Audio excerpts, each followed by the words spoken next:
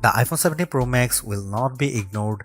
It sports a love it or hate it design that takes the camera bar across the entire back of the phone, and it comes in a cosmic orange color you can see from space. But this flagship brings more to the party than just a bold new look.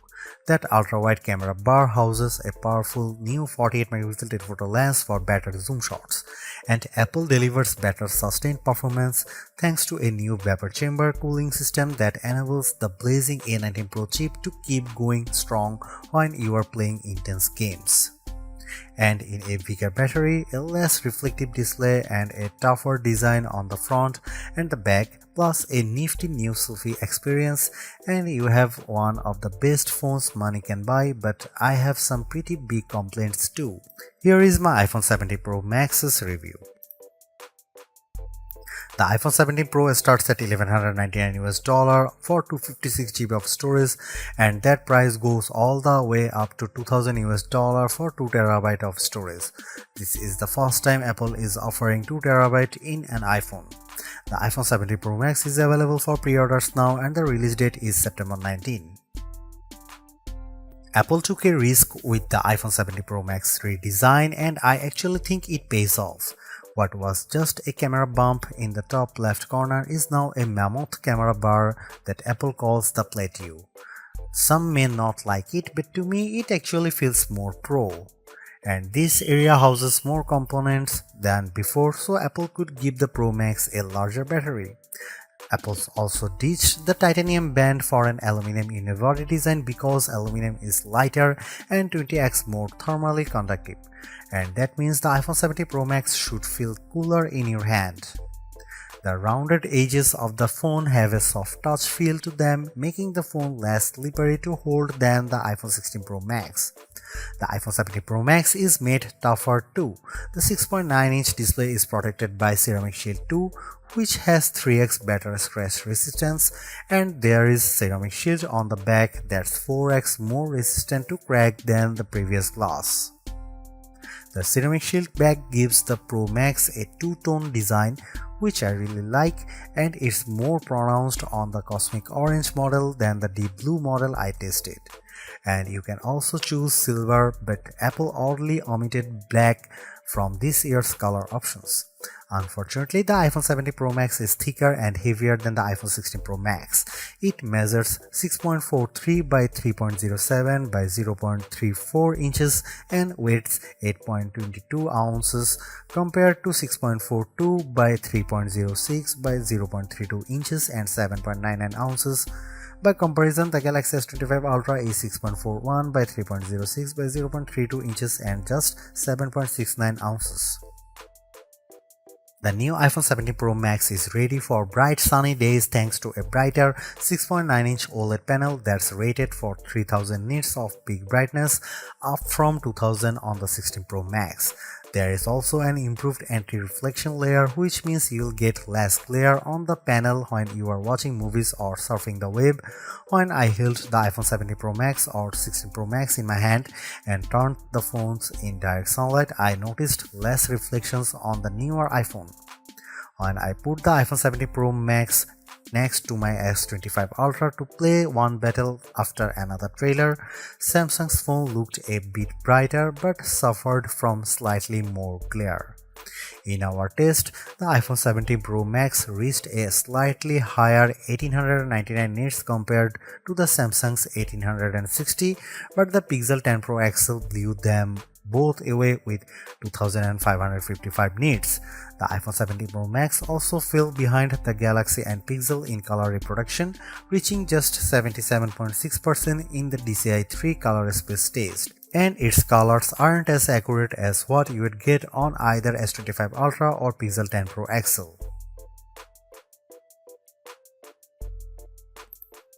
The iPhone 17 Pro Max is now a triple threat with three 48-megapixel cameras, including a telephoto zoom with a sensor that's 56% larger that can deliver up to 8x optical quality zoom, and you get an 18-megapixel center stage front camera that can do a very neat trick.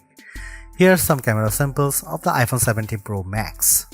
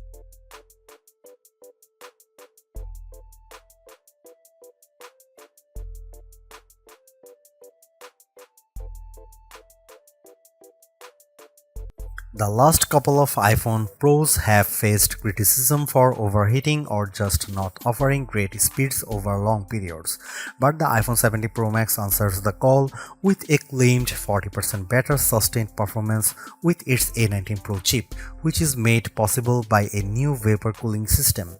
The A19 Pro packs a 6-core CPU and 6-core GPU, complete with neural accelerators for each core. The idea is to give you better performance when doing things like generating AI images. Sure enough, I found that Image Playground generated images 3 to 4 seconds faster on the iPhone 70 Pro Max versus 16 Pro Max. The iPhone 70 Pro Max flies through demanding games like Destiny Rising. The action remained fluid with multiple enemies on screen, and the graphics and lighting effects look stunning. On Geekbench, which measures overall performance, the iPhone 70 Pro Max beat the Samsung Galaxy S25 Ultra on the single and multi-core portions of the test. The new iPhone also finished our video transcoding test 30 seconds faster than Samsung's device. Most impressively, the iPhone 70 Pro Max beat the S25 Ultra in our graphic testing. After Samsung had pulled ahead over the last couple of years, on 3D Mark Solar Bay Unlimited, we saw frame rate of 46.6 compared to 42.4 FPS for the Samsung. That's a big jump from 28.1 FPS for the iPhone 16 Pro Max. But what about sustained performance?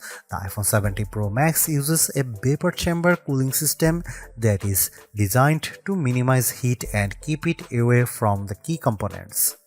To test sustained performance, we ran the 3D Mark Wildlife Extreme Stress Test, which includes 20 runs of the same demanding graphic test. And then we ran it again to see the results after 40 minutes. The iPhone 70 Pro Max turned in a stability score of 68.4%, which is 16 points higher than the Galaxy S25 Ultra. The new iPhone also outperformed the iPhone 16 Pro Max, though we strangely saw a bigger delta after the first 20 minutes. We also measured the temperature of the phones using a laser thermometer, and the iPhone 70 Pro Max and S25 Ultra were about the same. The iPhone 70 Pro Max promises to deliver the longest battery life in a phone, and our first round of testing seems to back up the claim. After streaming a YouTube video for 5 hours at 50% screen brightness at over Wi-Fi, the iPhone 70 Pro Max was at 88% battery. That's better than the iPhone 16 Pro 80% and the way better than the Galaxy S25 Ultra, which was 75%. On our battery test, which involves web surfing at 150 nits of screen brightness, the iPhone 70 Pro Max lasted an epic 17 hours and 54 minutes. That's the longest lasting iPhone we have ever tested and puts Apple near the top of our best phone battery life list. It also beats the iPhone 16 Pro Max's 14 hours and 17 minutes as well as the Galaxy S25 Ultra's 14 hours and 27 minutes in the same conditions.